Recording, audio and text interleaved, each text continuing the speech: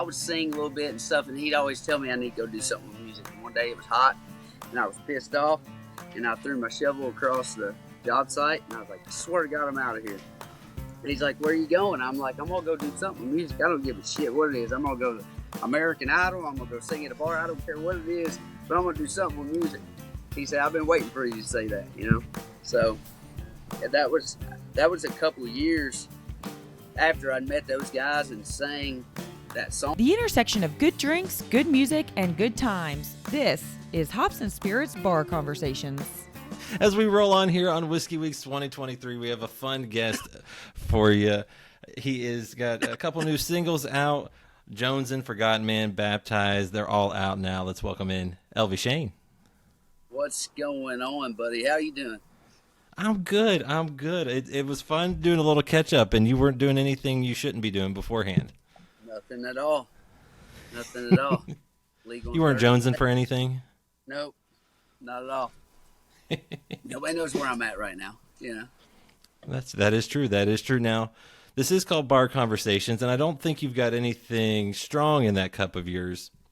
But what are you drinking tonight, or what's your go-to drink?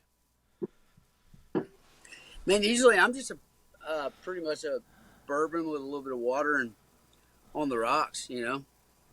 I've been venturing over and trying more sake these days because I always like that when we go to Japanese restaurants, but I don't know anything about it yet or anything. I've had a couple people introduce me to some better sake, and it all just tastes like hot sake to me. I don't know what the difference is, but I know, you know, I'm just a bourbon guy. I'm from Kentucky, so I established not too long ago that if I was going to be a Kentucky boy, might as well just drink bourbon and keep it easy. I'm not a big beer guy, man, honestly. I've had some beer that I like. You know, there's a few like local breweries I've tried, and I can always have like a High Life or a Coors or something, you know, if I got to drink a beer. But other than that, bourbon. I was going to say, I figured you might be bourbon. When I was talking to Frank Ray, he said he always would raid your Bullet. Yeah. Yeah, he always had tequila and I always had Bullet. It was very stereotypical of us.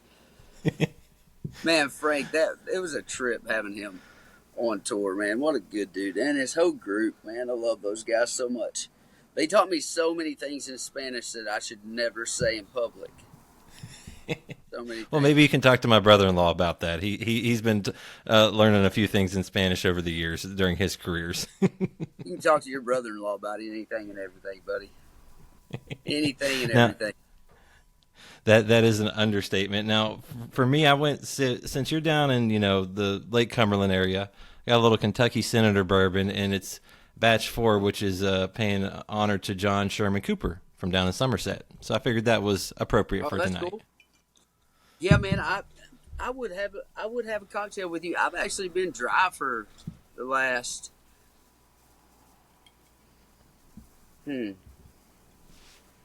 maybe month and a half, 2 months now.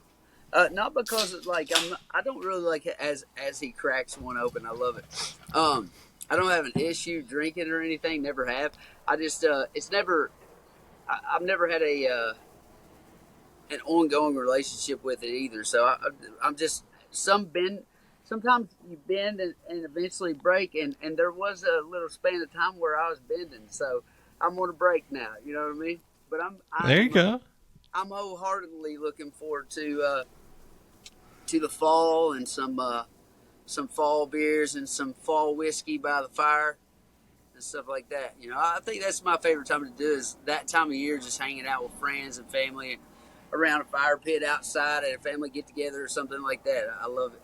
You know. I was gonna say that's probably one of my favorite places, and I'm wondering too, is it your wife that got you kind of on the straight and narrow back in the day, and you know made you behave a little bit, and you know even you gave up music for a bit? Is that right? She definitely. I had to detour from the path I was on when I met her, for sure. I don't know what it was, man, but honestly, there was something about her that made me like think to myself, hey, self, we're going to have to straighten some shit up, you know? I don't know, shit. I could just tell that she was somebody that I wanted to spend a lot of time with when I first met her. So yeah, I straightened up, and then, you know, I was I was way worse off back then than I have been since. I've definitely fell off the wagon a few times since me and her have been together, and but somehow kept my shit together, you know, within my little rides in the ditch. I don't know, but yeah, man. I mean, I guess it's just like been living without any purpose really for a few years, and then you meet this person that's got a 5-year-old little kid, you know, that, you know, I don't know. I just wanted to. What are you trying to do to me right now? Putting you on the spot. It's conversations. Those random conversations you have at the bar, you know, but you did eventually, you know, after you know, maybe, you know, didn't hit the ditch as often and got back on the road, you picked up music. What was it that made you get back into music and start, you know, kind of playing and doing shows and things? Yeah, sorry, man. Hey, sometimes at the bar I get a little sentimental too. No, man, I put my guitar down for like 3 years after me and her met, because playing music to me kind of was associated with the lifestyle that I've been living. So I remember it was when it was the first time I heard Sturgill Simpson's "You Can Have the Crown." Mandy and I had been married for a few years, I think, and we're probably living in like our third or fourth apartment out of the 30 we've lived in now. But I heard that song, and I'd been listening to the Steel Drivers a lot, and I was like, you know, man, this music makes me feel something like I haven't felt since I was a kid, listening to Steve Earle and John Fogerty's, you know, solo records from the 80s and 90s or whatever, or John Fogerty's from the 90s. But so I ordered this little Taylor guitar and started playing music again, and then was just in secret, you know. And then my friends one night at a party, I picked up a guitar and I sang a Johnson Brothers song that I had learned. And learned is a word too. I don't give a shit what anybody says. But I don't even. This is tangential, man. I'm going off the rails here. But anyways, I'm at this party, and it's after the party's over, and I pick up this guitar and I sing. What was it? What is the name of that song? Oh, it's "Barely Alive" by the Johnson Brothers. And I learned it, and I'm singing it, and you hit this high note in or whatever. And I get done, and everybody's just like, "You sing?" I was like, "Yeah." And I don't know, man. It was history from there. But yeah, I mean, meet Mandy. It was her friends that had that party. They had a band called Borrow Blue. Those guys brought me to Nashville for the first time ever, and it was cool, man. I don't know. Well, I was gonna say, and then you started going down to Nashville and doing some writing sessions. What drove you to that side of things? Because obviously, kind of playing and doing things is one, but getting into some songwriting and writers' rooms is a whole different ballgame. Dude, look, I love the working man. I grew up around them. I definitely was dirty hands, clean money, all through my 20s, and you know, leading up to college. But to be honest, what really led me there was I was just tired of sweating my ass off and not getting much in return for it, just like everybody else that does it is. And I had this guy named Steve Rich. So I got a job working for this company out of Kentucky. I won't say the company name, but they clearly did not know how to treat the people that work for them. But there was this one guy named Steve Rich, and I got put on his crew, and he was so good to me, man. And he let me use my head a little bit instead of just my hands, right? And I really appreciated that, because it was the first time anyone had ever done it. And I would sing a little bit and stuff, and he'd always tell me I need to go do something with music. And one day it was hot, and I was pissed off, and I threw my shovel across the job site, and I was like, I swear to God, I'm out of here. And he's like, where are you going? I'm like, I'm going to go do something with music. I don't give a shit what it is. I'm going to go American Idol. I'm gonna go sing at a bar. I don't care what it is, but I'm gonna do something with music. He said, I've been waiting for you to say that, you know. So that was a couple of years after I'd met those guys and sang that song in front of everybody that night and started going out and playing shows with them. So I just hadn't committed yet. So I started coming to Nashville after leaving that job and working for a job called Pro Video Audio Productions out of Monticello, Kentucky. I was building stages, running cables, lights, hanging speakers, running monitors for artists that were playing shows. So I got to learn the ins and outs of the live world, which I thought was really cool. And Danny Davis, who owns that company, he also, you know, he really let me use my head and my hands, you know, and I really respect him for that and appreciated that. But that was my dip into the music scene. And then, yeah, I just started coming down with Matt Cooper, the lead singer of Borrowed Blue, and hanging out. His dad had a condo here in town, and I loved songwriting my whole life. I've been trying to write songs since I was like 8 years old, just walking around in fields on my old road I grew up on. When I found out that I just didn't know it was a thing, man. I didn't know. Like, if I'd have known this was a thing when I was a kid, I'd been like, peace out. I'm headed to Nashville where I can just go hang out at a bar and have some drinks and potentially meet a group of people that I write songs with that could change my life and allow me to do what I really love to do and make money doing it, you know? So I just had no idea that seemed like such a fairy tale where I come from, you know? And I say I come from a yeah right town. Like, you say you're gonna go live a life like that, and people are like, yeah right. Well, now ever since I found out that it's like, I'm like, shit, you can really do that. Now I'm on a mission to like tell these kids everywhere I go that, you know, I don't care if you want to be the best welder in the world or a actor or singer or whatever it is, author. I don't care what. Like now I know that you can, you know, you can go and chase that life and potentially, you know, have a good life doing so. Anyways, like I said, I'll get off the rails, but I wasn't doing anything else No. close before we got on it. Well, no, I mean, like you said, though, it led to some good things, and one of those was probably your biggest hit so far, in My Boy. And what was it like in that room that day when that song kind of came to be? Man, we wrote that song much like me and you are hanging out right now. We were just hanging out on a porch, having some drinks, and we were talking about a Facebook post. A friend of mine, Danny Davis, who I work for, actually, his wife, had sent a post to me on Facebook that said, I don't have a stepson. I have a son that was born before I met him. So we were just talking about that post, and there's 4 of us there. Lee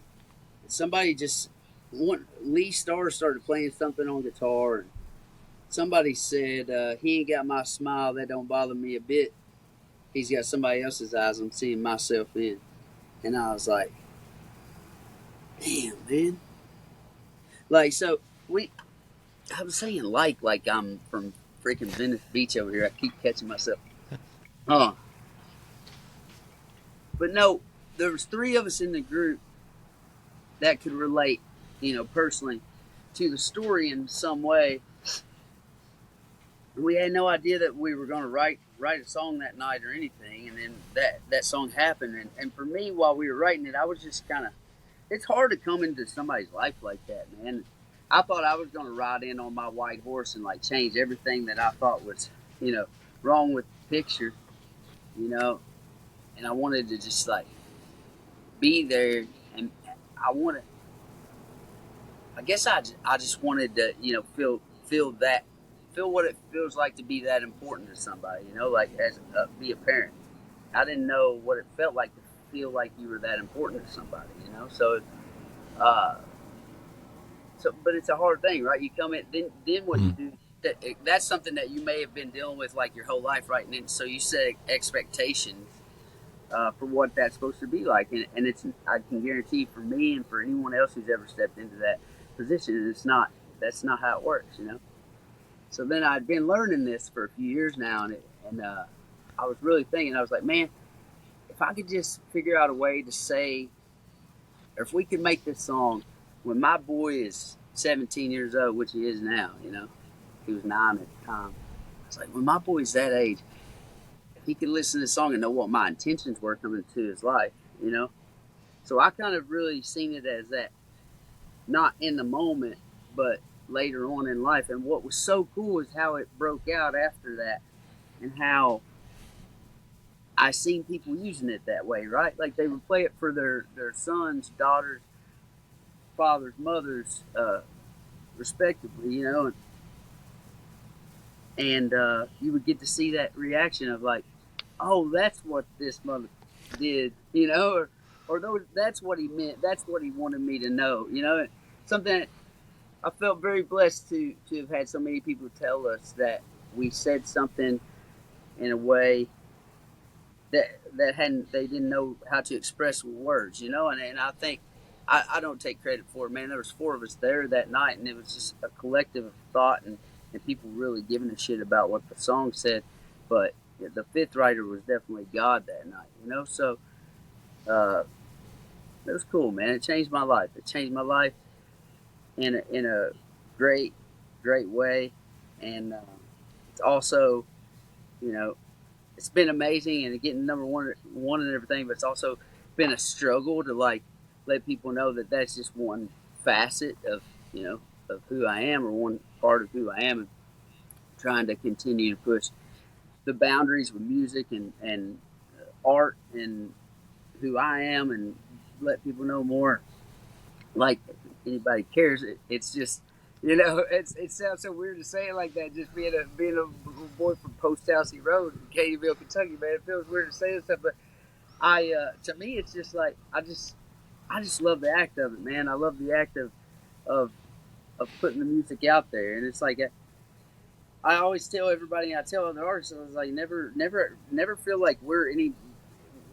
I don't feel like we should ever be put on a pedestal, because it's none of us are all that special. So if I or you or anyone else just shares experiences that they've had in life, I feel like there's always going to be a number of people who relate. You know. Well, and that's definitely what you get to do. I mean, and obviously something that's important to you is family. I mean, like you said, you got the 17-year-old son and I believe a 2-year-old daughter. What's it like having that lovely age gap? I almost had one out of the house and got a little too excited one night. I don't know, man. It's wild. It's really cool to see. So right now I'm getting to see my son enter into manhood, and you know, me and him, we still definitely have our little rocky ways from time to time, but man, I'm so proud of him.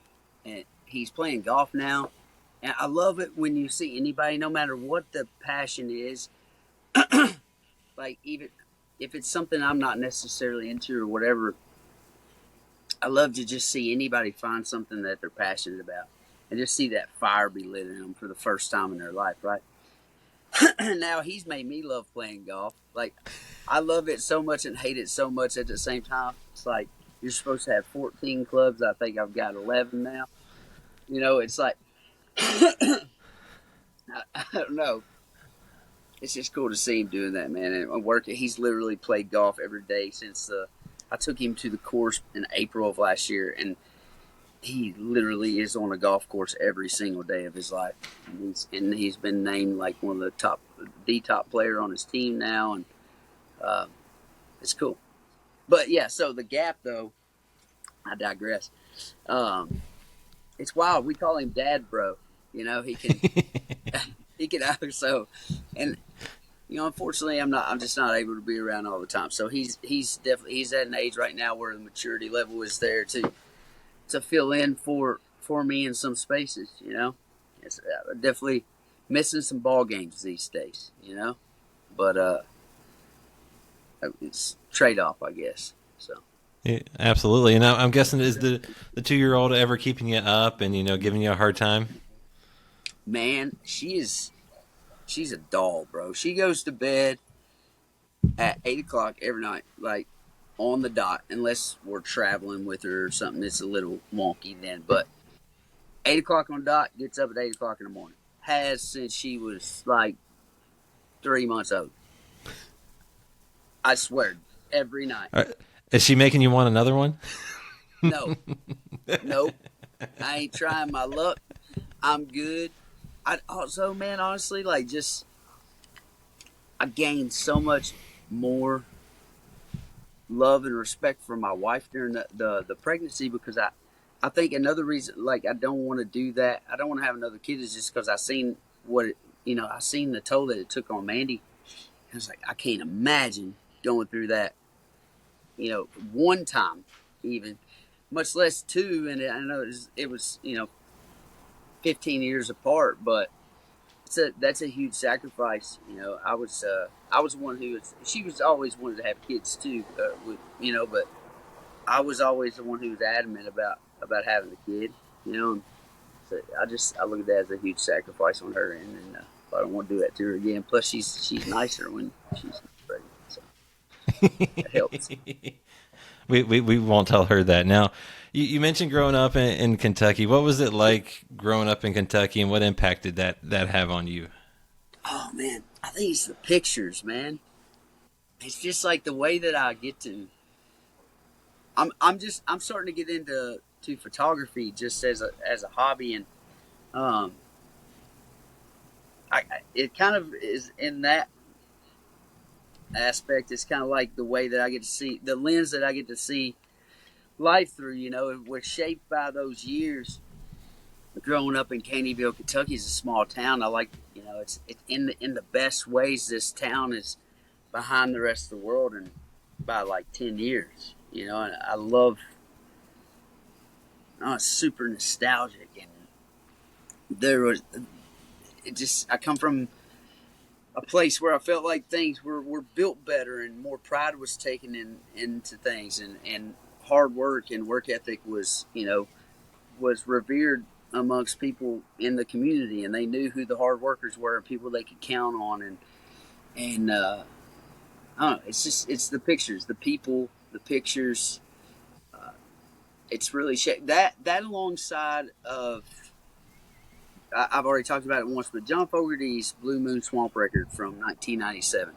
It's probably the most shaping record for me as like how I see the world, or the language that I use in my songs and stuff. I think it's from listening to that record while I was doing things like riding around with my dad on back roads while him and his buddy was having a beer, and I'm sitting in between them, and they're just riding around on gravel roads, back. Yeah, that shit happened, and whatever. I still I look back on those days, and it was cool as hell. Probably not the best thing to do. I'm not out here. Hey, doing back that. then it was okay. Back then, I mean, Yeah, all the stories we tell from our childhood, it's like, whoa, we did that. People don't, but people who don't come from that culture or whatever, I mean, they're like, the hell you said what, But it wasn't. It wasn't like they were going out there getting trashed and running in trees and running off in ditches. It was just hey, let's go for a ride around this 3-mile loop and have a beer and stop and see if we see a deer out in the field somewhere and say, hey, there's a deer, whatever. But some of the best times of my life. Aside from that, though, when my dad was driving, he drove a semi-truck all my life, and so I would ride around with him in a semi-truck, and we would just listen to this record over and over. He listened to it my whole life. But anyways, go listen to that record. And I did this thing, and I've like, when people have asked me advice as far as songwriting, I'm always just like, tell the truth and make it rhyme. That's the best advice I can give you. But but this exercise that I did when I was working on my first record is I went and listened to all my favorite records. I went and listened to Guitar Town, Blue Moon Swamp, Sinners Like Me, Darkness on the Edge of Town. I went and listened to all my favorite old records that I grew up loving, and I handwrote the lyrics. I don't know if that's a word, handwrit. I handwrote the lyrics like 10 times to every song of each because I wanted to get in these guys' heads of like how are all my favorite writers or singers putting things into words to convey the story. So that was, I don't know, that was a lot of work, man. It was a lot of work that I did kind of in quiet behind the scenes, but I just wanted to. I hate exercising the muscle. Like there's rights that we call just exercise and muscle exercisers, and usually that means you tried to write a song that day and you wrote a turd that can't be polished, right? It's all good, boys. We got to exercise in today. But I hate doing that, man. I'd rather just it's almost like when I get to write it, when I get to write in a setting that I like to write in, I protect that. So I don't even know what we were talking about. My bad. Well, that's okay, because it leads into my next question, because you talk about writing and kind of telling the stories, and obviously if you listen to Backslider, Slider, it's got, I think, a couple different chapters of your life and things like that, and like you said, you're talking about being on a backcountry road with your dad, going riding in the truck, things like that. How is that? Just you telling the truth pretty much in songs and letting you come out to the world with who you are? Yeah, I think Backslider in particular was very much a hey, raise my hand in back to class here. My name's Elvie Shane. I just want to let everybody know I'm present. This is where I come from. Things I've seen, people I've loved, people I've lost, things have happened. It was a very selfish record. It was all me, me, me, me, me, me, me, me, me, me, me, me, me, me, me, me. But I have to. All I ever know to go by is a feeling. So like if I'm writing a song and I get that feeling, 99 times out of 100, I'm going to know that moment when I sing that song is going to be recorded and be on my record. And I don't know how we get to the feeling. I just know the feeling comes. The feeling sounds different all the time to me. But yeah, Backslider was very much about just who I am, where I come from. Now I've been trying to I feel like the news really sucks these days. There's no good reporters. They're all just seems like everybody just wants to tell one side of the story. So I'm just trying to be a little more objective and learn from. Another thing that kind of goes hand in hand with the photography that's I've been enjoying is like trying to learn more about the subject, right? And whether it be a person or whatever, but I also have to be able to I wrote a song example. I have to be able to relate to it in a way. Like I have to know I have to have some kind of idea of what it feels like to be the character, or I can't, or I just don't feel like I can do it. But I got a friend who's serving very, very extended, term in prison for reckless homicide. And he's a friend of mine that I grew up with and spent, time hanging out with out of school. Did the same things he was doing to end up going into the penitentiary through his 20s. I was there doing the same shit. I didn't get caught. So. And the times I did get caught, it was more of a slap on the wrist. It was days, not years. So I want people to know what it might feel like for 3 minutes to be this guy sitting in your cell by yourself, just thinking or talking to God. So I wrote this song for him, and it's kind of the first time that I really stepped outside of I have to be the character into I want to know what it feels like to be this guy for a few minutes and try to have some understanding of even things that I might not agree with, but maybe pretend for a verse that I do agree with something, just to see what it's like. But I don't know. I say all that to just say that this next record I'm working on is more about the human experience. Still, definitely through my eyes and the way that I might see things. But I hope people will enjoy it. It's definitely a there's a portion of this record that's definitely a lot darker than anything was on Backslider. But I set myself up, man. I don't know. I named the record Backslider. I was in the prime. I was in my prime. I was in the best shape. I was mentally, emotionally, physically fit, baby. I was good to go. And then I was like, let's put this Backslider record out. And all I've done since is backslide. Shit, it's been a journey, man. But this next record's called Damascus, so I'm hoping I make it to that some bitch by the time it's all over with. Well, so far, you like I said at the top, you've released a couple. I assume singles, songs that'll be on that, whether it's Jonesin', Baptized, Forgotten Man, and it's definitely a different sound. And is that just you just showing the other side of you as well? Like, hey, yes, I can do this, but I can also do this, and I like this type of music, and I like sharing stories this way. Yeah, man, I definitely feel like I've just been thinking about this in the last few days. I think definitely there's more of a heaviness and a grit to it that's probably me subconsciously trying to let everybody know there's that other side away from what I am known for. So I'd say if I'm being honest, that's definitely a part of it. But also just it's not really what I love about this record is it's not trying as much. It's just happening. So the first record I cut the whole record with the Fletch, which is the what I call the studio band that we use. This amazing group of A-list players, and those same players played on Forgotten Man, but on Jonesin', it was me, Ryan Kendall, another songwriter, Jeremy Spillman, Oscar Charles. On Baptized, we wrote that song. So we just played it. We were in a house in Alabama and had the gear there, so we just recorded it there.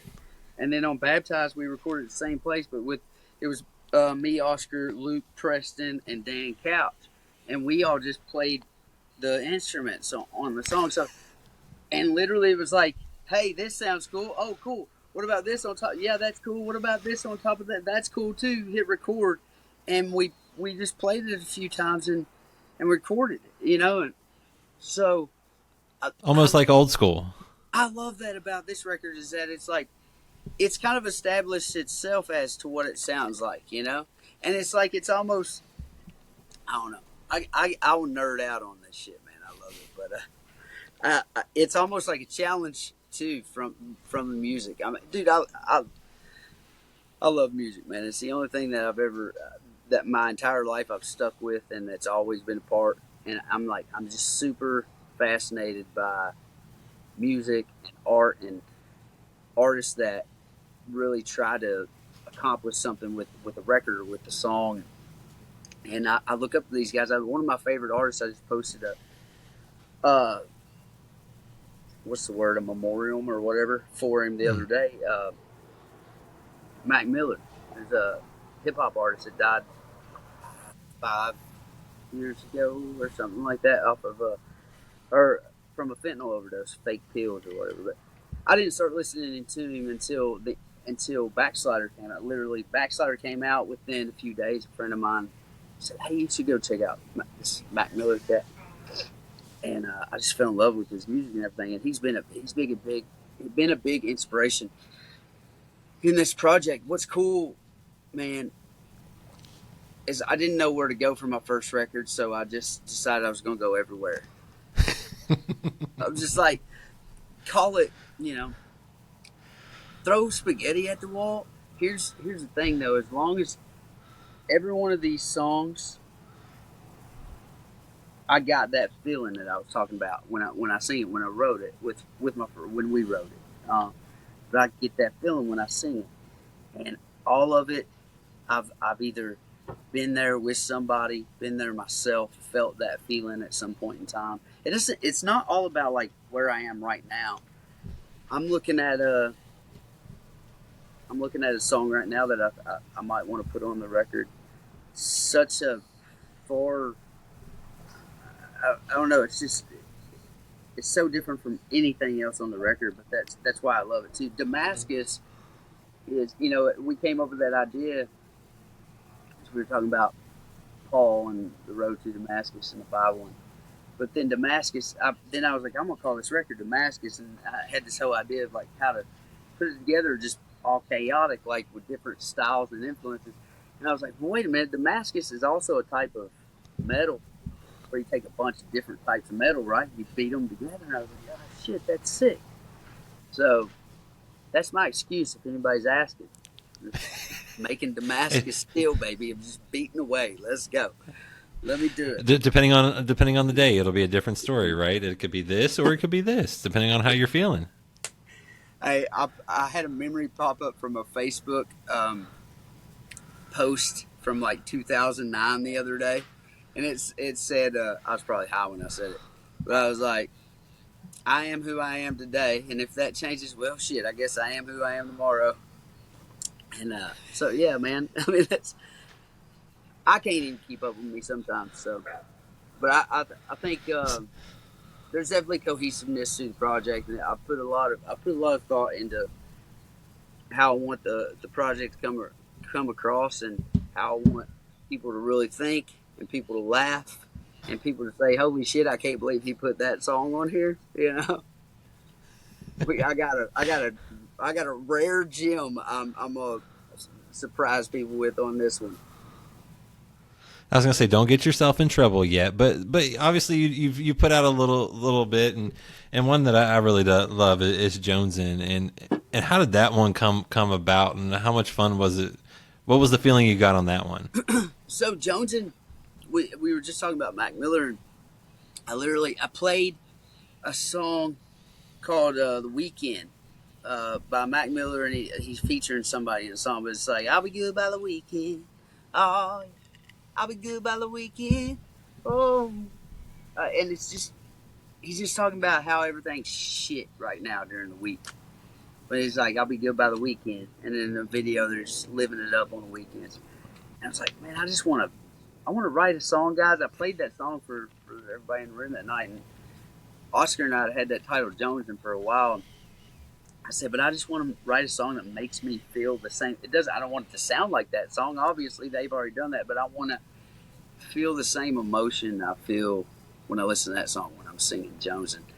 And what I got was that with a lot more angst. And this is because I was like, I was a punky emo kid. The world hated me. I hated the world. But no, I won't go too far into detail, but that that night that we wrote that and I sang on that song, I went too far. I knew too much, and then when I came back down, I sang that vocal, and I've never felt a song so much in my life as the night I sang that vocal. So the vocal wasn't perfect at all. It was the first take, and but I just said, hey man, I'm never singing that again. That's it. That's the one. So. And Oscar, and my producer, Oscar Charles, he's sick, man. He was like, hey buddy, if you feel that way, then I ain't gonna ask you. He knows when to poke the bear and when not to too. I'll fight. I've choked his ass out in the studio before, but all in love. Well, if they wanted to, I'll just put that out there. But well, you got to get it on the record, right? Yeah. But I kicked his ass that night. Now you've also been able to have some fun with some bands that I really love. You've been out on tour with Cadillac 3, Blackberry Smoke. How much fun was it to be on tour with those guys over the summer, spring, and things like that? Oh man, it was sick. I found Cadillac 3 and Blackberry Smoke at the same time. It was near the time that I heard You Can Have the Crown by Sturgill Simpson that I was talking about earlier. But there was a song that Cadillac 3 had. It's like, I got my boots laced up with my guitar strings. Every step I take, mockingbird sings. I was like, the hell, what did you just say? So those lines were so cool to me. And then I found Blackberry Smoke through a song called, what is this? Little bitty town. It ain't nothing new. We all stick around They all tell us to. But there's a line about there, grew up doing what your daddy done, and you don't ask questions, you do it just because, you know? And so I heard that, and I was like, hell, right. These guys know what's up, you know? But so it was a dream to get to go out on the road with Cadillac 3 was first. And I get out there. I knew Neil because Neil and I had written together a couple times. And I just, dude, if you don't love Neil within 20 minutes of knowing him, you just don't have a heart. The dude, he's just a good dude. So I wanted to meet, obviously, Jaron and Kelby. And I didn't, Neil and I hadn't talked for a while, but I got a phone call from management. It was like, hey, you want to go out on the bus with Cadillac 3 and, write with them? Yeah. So yes, please. We've been trying to write some stuff, and we wasn't really hitting the nail on the head. But then Neil said he had this idea called Hillbilly, and he saw my Facebook name was Hillbilly, and back in the day, and so I was like, sounds perfect. That sounds like me. Let's go. So we wrote that and then cut it and put that out. It's just sick, man. It's so cool. And then I'll get back to Blackberry Smoke, but it's just a cool way things work out. So I was out there with them. They were on tour with Miranda in Little Big Town. I met Little Big Town out there, and just loved those guys. Everybody out on that tour was just so friendly and down to earth and cool. And we all were at the pool on the last day of the tour, just hanging out. Had way too many cocktails before the show. It was great, but I ended up, become friends with them and having a song that I really thought they would sound great on. And, everybody may or may not get to hear one of these days with Little Big Town on it, So that was cool. But then Blackberry Smoke, I mean, dude, Charlie Starr is, I love bands, all right? I love bands, but I grew up loving singers. So it's voices that really attract me to music. Some people would be like, dude, you're an idiot. But I'm not the biggest,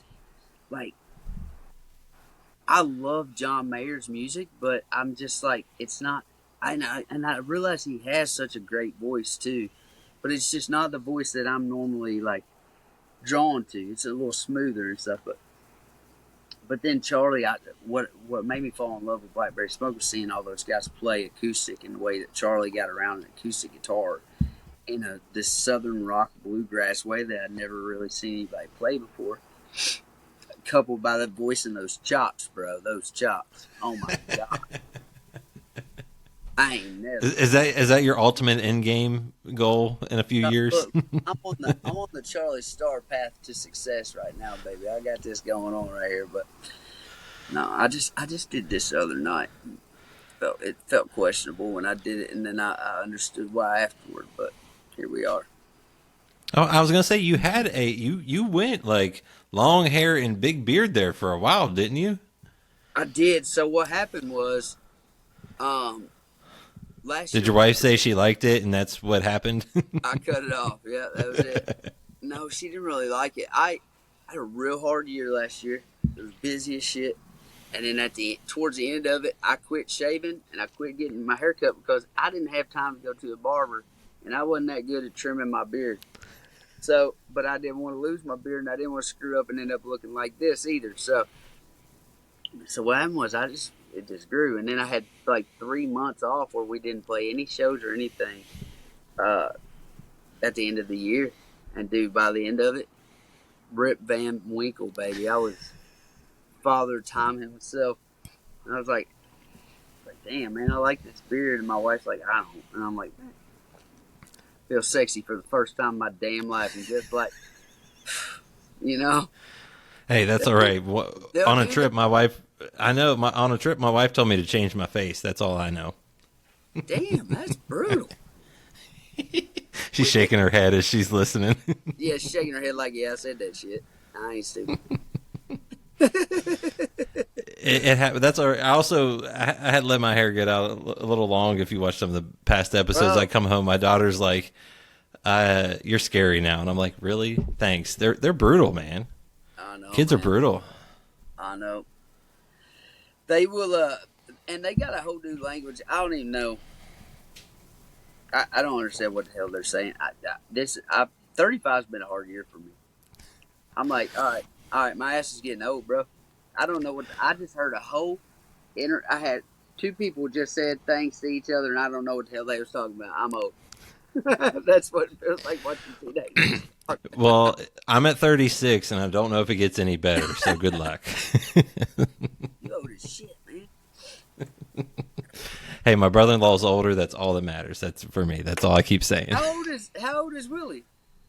He is, I think, 6 months older than I am. And then his wife is like 4 days older than I am, but it still counts. Oh, man. Where are you guys at in Lexington? We are in Lexington and living up life, and with a 4.5-year-old that thinks she's 14, and it is quite a ride. Oh, no. What's 4 like with a little girl? 2's fun. I mean, she got an attitude, don't get me wrong. But It is fun. Like, she's in dance class. She's taking some combo dance. She's in hip hop dance, which is great to watch her come out and do the moves. She's in soccer, but there's been a few times where we're like, like the teacher has the conferences and is like, your daughter's a leader, and we're like, oh no, she's bossy. so we're they find the right words, but no, it's awesome, and I love being a girl dad. But yeah, it is wild. It is wild. It's fun. It's like I want to make her tougher and shit, but at the same time, I want her to I still want her to be like this little precious thing, you know. Absolutely. I had to go full dad mode in the Bronco today because we were coming back from getting ice cream or something, and she just kept kicking the back of her mom's chair and like yelling at her for whatever reason. So I was like, "Hey!" She was like, "The hell?" She sit back and looked at me like, "Damn, that was loud." It is fun what they will do. It is fun, and you know what else I think is fun. I enjoyed this that you mentioned at some point. You didn't like playing in big arenas. You like playing in small clubs. Yeah, man. Smaller venues. I won't say that I don't like playing arenas. I love playing arenas. That's sick. Well, yeah, arenas pay well, yeah. But there's a different connection, I'm guessing, in a smaller venue. Yeah, man. I mean, it's really cool to go out there and see so many people, but what I really love is when you've got a 1,000-cap room full of people that are there specifically to see you, and they know your music, and you can reach out and fist bump them. And after your show, you could go hang out by the merch table and say what's up. You know, maybe sell a couple of shirts, shake some hands, take pictures, meet kids, meet friends, meet husbands, meet wives, kids, sons, daughters, whatever, you know. I get to meet so many cool people after my shows that I get to draw from a little bit. You get really disconnected from what you're trying to write about out here sometimes when you're out here so much. Which this year's been pretty good. I've been able to spend some time at home, but last few months have been super busy, and so you still get to get a taste for what real life is like just by getting to talk to people and meet them. We just did a show over in North Carolina and went to the Air Force Base, and the base actually let us come in. I got to sit in a F-15 or F-16. I can't remember which one it was. I think it's F-16. But I got to sit in the cockpit and then I was taking pictures, and they almost shot my ass because they're like, "Hey, you can't do that." Take pictures of the inside cockpit. All of a sudden, they take you up, and you're like, "Oh no!" Dude, I would love to fly in one of those things. It'd be sick, but I don't think it's gonna happen anytime soon. You just gotta know the right people. Don't know. I'm one step closer than I was before I went to North Carolina. But those people were super cool to us. There's actually a nuclear warhead that's buried 150 feet under the ground in some farmer's field in Goldsboro, North Carolina, that we did not know about until just a few years ago when it became declassified. So they drove me out there and showed me the field where this nuclear warhead is buried. That was pretty wild. But anyways, yeah. Just get like that. I mean, what I I now know that in a small town in North Carolina, there's a nuclear warhead buried underneath a plot of beans right now.